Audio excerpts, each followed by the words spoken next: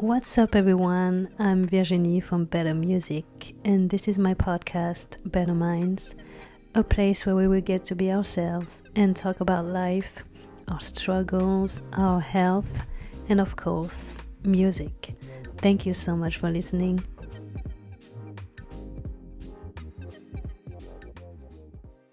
Welcome to this new episode. I am so excited to share this new conversation with singer-songwriter daena. Hello. Hi. So good How to are see you. you? I'm good. How are you? I'm good. Oh my God, I'm so excited. Also, is your mic does it have lights in it? Yeah, it's a rainbow. I love that so much. Oh my God. Yay, I'm so excited. Thank you so much for asking me to do this. I listened to Emia's episode. I haven't listened to the new one yet, but it's so good. I had to ask you because I always wanted to meet you, first of all. I know I don't think we actually have ever spoken, but No, message. I was supposed to go to Nashville. I don't know if you remember that Yes, I in do. 2020, and then COVID happened. I got my Yep. tickets and all. So Oh my God. upset. No, I do remember that you were supposed to come here on a trip. Um, oh my God. I feel like I had so many plans. I was like 2020 was going to be my year to tour. So, yeah, I feel you. Do your intro, do whatever you need. I'm not doing any intro. I love that. I'm Keep it gonna, organic. yeah, I'm gonna be like, first question. Awesome. Okay, so how was your childhood like? Oh my God, we're diving right in. I love Yep. it. Well, I was gonna say I've always wanted to be on a podcast because I feel like it's so much different than an interview because a podcast feels more like we're just chatting and I could yap forever. So, my God, so I grew up in New Jersey. I didn't move to Nashville until I went to college. That's why I moved to Nashville. And I was just I was a happy kid. I was a weird kid. And I was kind of oblivious of the fact that I was a weird kid, I think. I was just in my own little world, just being who I am, which I love little daena for doing that. Yeah. And I didn't really, I mean, I always sang, I always wrote songs since I was I think I wrote my first real song when I was 14. But I didn't really know that I was going to be a musician and a songwriter until late high school. And before that, I just was I like to sing. And I found out that you could be a songwriter as your career. And I was like, wait, what? And you did. And I did. And it's been amazing and nothing like I thought it would be. My only perception of the music industry, I think growing up was I want to be like Taylor Swift. And that was all I knew. And so I think learning that there's so many paths you can follow in the as an indie musician specifically and a songwriter, that opened up so much for me. But I'm already derailing. You asked about my childhood. You went too far. Okay, let's end this now. Okay, bye. Okay, bye. Thanks for having me. So when did you know you could sing?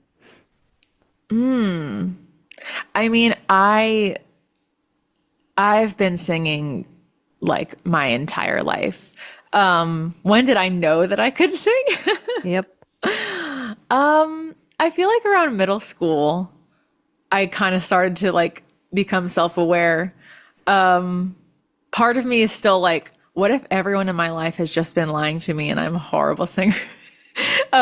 Which I don't think is happening, but I think everyone deals with that kind of little inner voice once in a while. But yeah, I've been singing my whole life.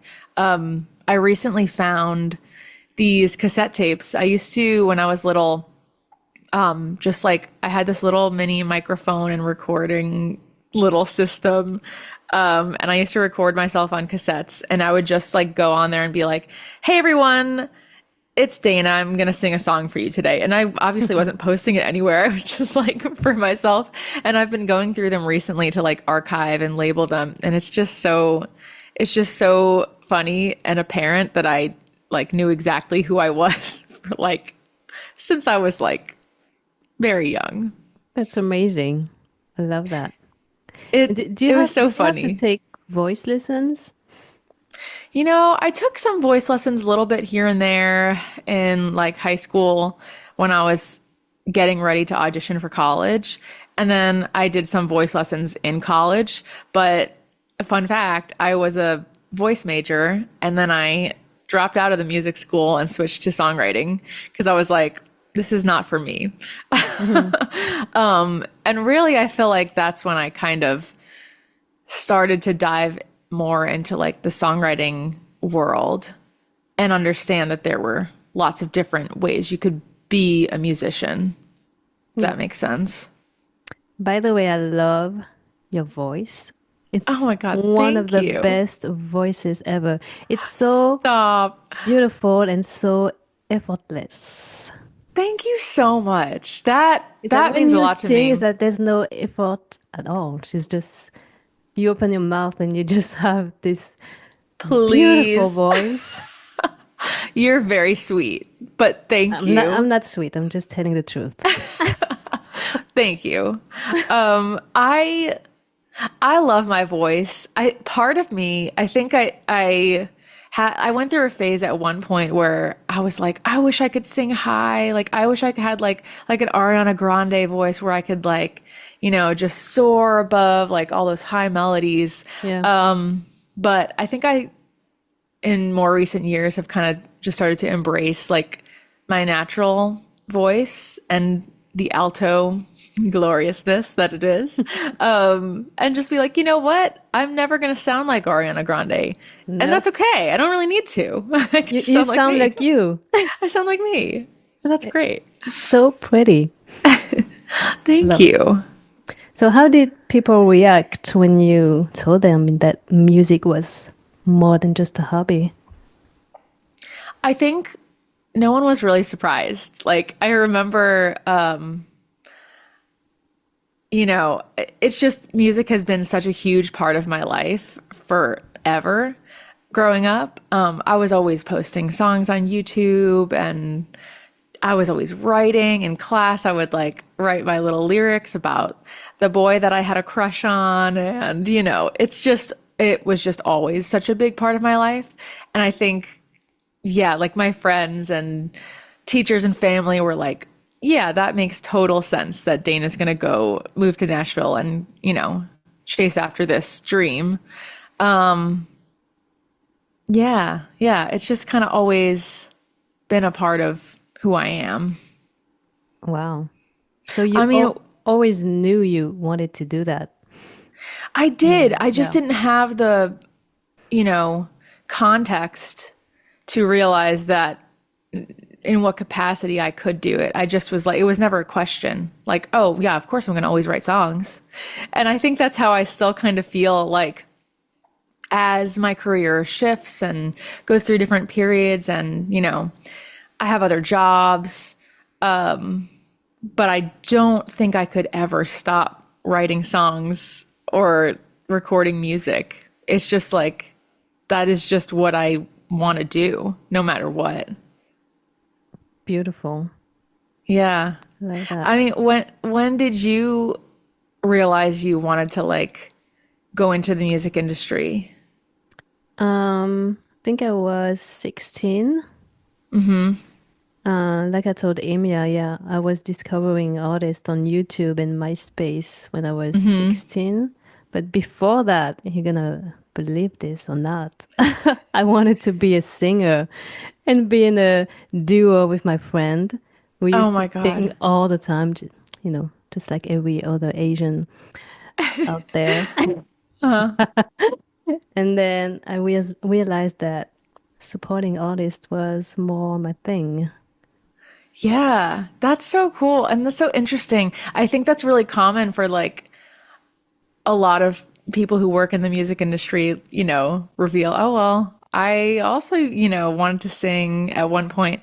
So do you think you do you just still sing on your own time, or do you think you'll find your way back to it in some capacity at some point? Not really. Sometimes I just sing like karaoke songs on my own in my bedroom. Karaoke is one of Yeah. my favorite hobbies, as I'm sure you know.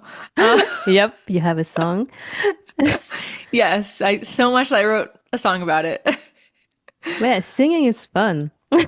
Singing is so fun. I think because I part-time teach songwriting to middle schoolers, which is the coolest and funniest and chaotic thing ever.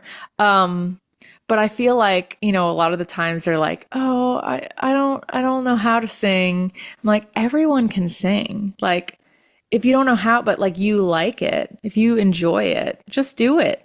I feel like even like friends of mine are like, "Well, I'm not like a musician like you are." And I'm like, "But you can be." That's just my personality though. I think I'm very like hype man, like optimist. You can Yeah, do it. Follow your dreams. exactly. And you know what? I want to be in a country duo. That's my dream. That Wait, would, that see, would I'm be like, so do fun. it. I would love to see that. Go find, like, track down your childhood friend and be like, listen, I have a plan. We're going to make our childhood dream a reality. Hear me out. We're just gonna make a country song and we'll see. Why not? Why Why not? not? Who cares? Anything's possible. That's honestly kind of my baseline. Just like, why not? Who cares? Yeah, I always tell that to everybody. Just follow your dream. Just do whatever you want to do. Yes. And even if, like, I don't think you have to necessarily be pursuing, music as a career to write songs or post yourself singing. Like, if it makes you happy, go for it. And then you never know Exactly. what's going to happen. Yep. Well, I don't think I'm gonna do it, but it's just a thought that I had with Yeah, another friend because we love country music. I love that. You should do it, if not just for fun. Yeah, actually, maybe we do it. Look, we're getting somewhere. I will tell you when it happens. Please do. I think more people should do things simply for like the joy of it. Like, I feel like I really enjoy just going on little side quests, like life side quests. Like, you know what? I want to go like hike on like to a waterfall today. Let's just go. Like, I want to just do more of that. Just doing things for the fun of it. Me too. We always think too much sometimes, or we get scared. And we're just like, man, we gotta live. Yes. I also think like doing things like for the bit is also really funny. Like things that are ridiculous, like, oh my God. So for my my 30th birthday this year, all I wanted to do, I discovered the Jonas Brothers fan fiction that I wrote when I was like 15. And I got my group of friends together and I was like, hey, do you guys want to act this out?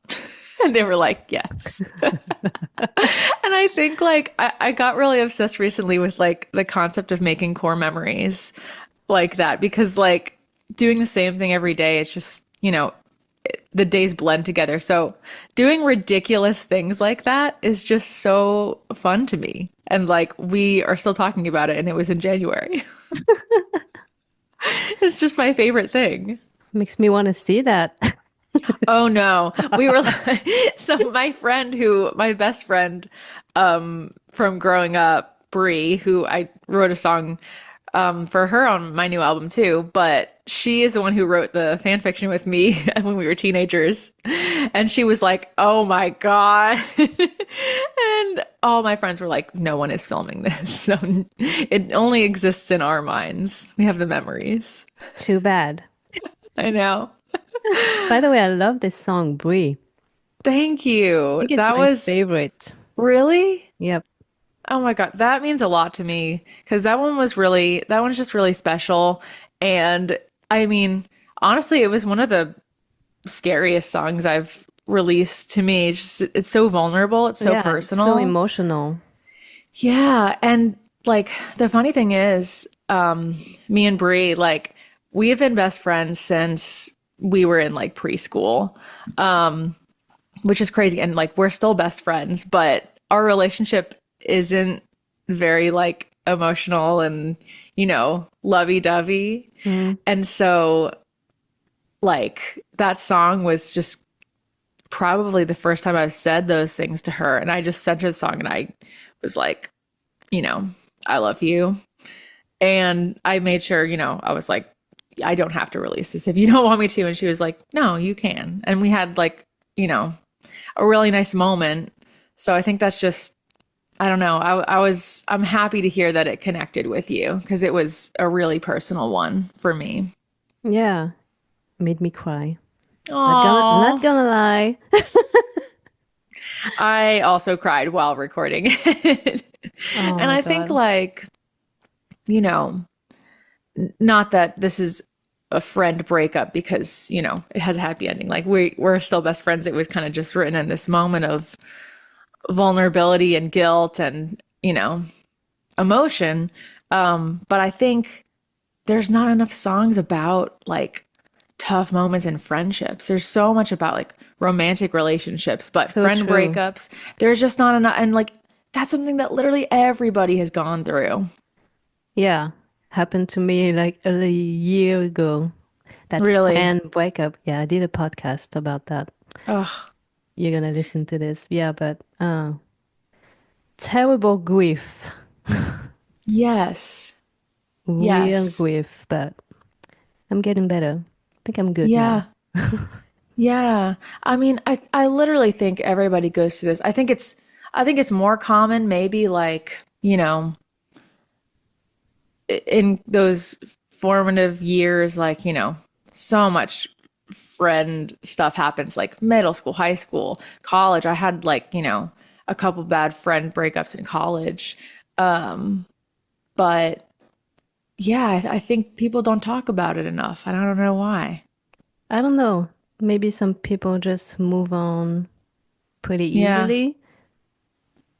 Yeah. I don't I know. mean, I think sometimes maybe it's because it's easier to write about romantic relationships because it is such like, you know, Maybe.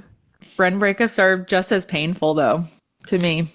To me, it's worse. It is almost worse. Yeah. It is almost worse because like, I don't know, especially those people who have become like so close to you, there's just a trust there. Um, that is just like it's different. It's different. Yep. Damn, we went too deep already. I always go too deep. Love that. But let's talk about self-doubt. Yeah, I How feel like I about already that? touched on it. Oh my God. How do you go through that in your personal life and music career? Yeah. You know what? Self-doubt, it's such an interesting thing for me because I think, like I said before, like growing up, I knew exactly who I was and I was just kind of not afraid to be that person. So in a way, I've always been a pretty confident person. But I think confidence, like outward confidence, is different than internal self-doubt and like the thoughts that you have that you don't share or people don't see. You know, even like my album is called Alter Ego, and the song is literally about being like I can be whoever I want just by declaring it true, which I believe wholeheartedly. Like you want to be the type of person who's cool enough to get a nose ring, get a nose ring. Now you are. And I definitely believe that. But I think for me, when it comes to like releasing music and making art, it's really hard. I'm very sensitive as well. Like I can be confident outwardly, but I'm really sensitive. And I think watching, people online post their music and everyone just posts the highlight reels. So you don't Yep. see those failures. And so that when you have those failures, you just are like, well, maybe I'm not good enough. Maybe these songs are actually so bad. And I think, I'm sure everybody goes through that. But it can feel really isolating because, again, people don't talk about it. And Yep. at least, in the music industry, I don't think it's talked about enough. And how do you feel when you post a reel or photo on Instagram? Do you feel like, maybe I shouldn't post that? Yeah, I mean, I think so. Like TikTok kind of became my no rules, safe place to post anything. And I just like, I have no shame. I'm embracing the cringe, which is just me. But it's interesting because I think that happened because TikTok, shows your content to strangers. And it's almost scarier places like Instagram where people I know are going to see it, like friends, Yeah. family, my peers that I respect. It's like, oh, what are they going to think of it? And I don't know. How do you feel about it? I kind of feel the same. I'm always confident when I post something, and then I'm like, maybe they're gonna think I'm too confident or too honest or too something, just for a few minutes, and then Yeah. I'm done. Yeah, but it's Yeah. weird to feel that, and especially I now on Instagram, you don't have a lot of views and nobody sees your post anymore. It's really hard. Really doesn't matter how many followers you have. And No, it doesn't. yeah, it doesn't mean anything now. I So it's hard to I be seen. So it's scary. And I have that doubt. totally. I think like and then more so of it for me is because it takes so long. Another thing people don't realize, I think, it takes so long to put out a song from the time that you write it to the time it's actually released and you're promoting it online on social media. Like sometimes I think that spark and that excitement from the writing room is kind of lost by the time you're promoting the song. And so I start having that doubt like, is this even good anymore? I think in the day after I write a song or like the hour after I write a song is the most confident in a song I will ever be because it's new. You're like, I feel good. You have the dopamine rush, at least I do. And I think as it sits, you kind of gives your brain time to marinate and say, wait, should I do this? Is this good? Is this the worst thing I've ever written? Like, and that's what goes through my head, Yeah. I think, when And, I'm releasing stuff. and how much time do you spend on social media just to work on the promo thing? A lot. I mean, I have a love-hate relationship with social media because you kind of have to be on there to see what the trends are, content ideas, see what other people are posting and understand kind of how the trends are working. But at the same time, I'm like, oh my God, I just want to write songs. I know. I think I sometimes get around that feeling by making content that's also completely separate from my music and not promoting my music because that feels like more of the creation art aspect to me. Because I've always loved making videos and like funny videos. I've done that my whole life too in different formats. So I think adding that to the mix so it's not just, self promo for my new song is probably nice for my followers to see. And also it helps my brain be like, I'm creating on here as well. Yeah, I feel that. Yeah. Social media is so weird though. There's so many layers. Yeah, I hate it. I love it and I hate it. I love it and I hate it too because I mean, the title of this podcast is like, well, social media and the internet is how like we connected and how I've made connections with so many people in the music industry, and that is so awesome. But there's just so much comparison games and that can feed into that self-doubt and imposter syndrome and all that kind of stuff. How do you overcome that? I think you just keep going. You're like, all right, I'm feeling, you know, self-conscious. I'm feeling doubt, and now I'm going to post another one tomorrow. And Great. just, kind of just staying true to myself and, what I want to say to the world, what kind of art I want to create, whether that's my music or my videos. And kind of being okay with, like you said, like if nobody sees it, it's all right. I'll try again tomorrow. And also if I had fun making it, it's like, well, I already kind of won. Wow. It's hard to keep that in mind though sometimes. And how do you stay true to yourself? I think that is something that has always just come naturally to me. I don't think I really can, you know, not be myself. I think I have a strong personality. I know who I am. I know what I want to achieve, and I'm just like, I'm going to do it. And so I think that's part of it, but also the having fun piece of it is so important to me because like if I'm not having fun making songs or, making content and videos, then it's not going to work. So I think making sure that I always like what I'm making and then having the confidence to push through the self-doubt and just do it and just put it out. Because I think you can tell when people are being genuine and actually are enjoying what they're doing.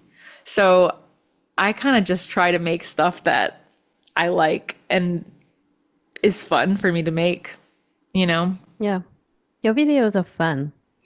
Thank you. And it's truly because like I'm just having fun. Like I have a couple TikTok series that I've done where, and it has nothing to do with my music. I am playing like these nostalgic video games or whatever. And I will have gaps in those series, of like 6 months. I'll make a series and then a year will go by and I'll be like, I'm feeling like I'm in the mood to do that again.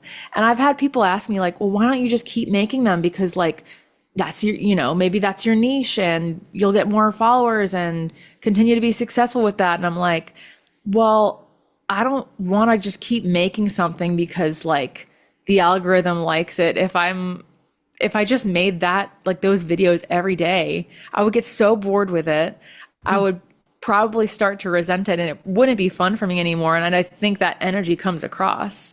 So it's like, I don't know, could I probably, make those more of my brand and be more successful as a content creator? Maybe.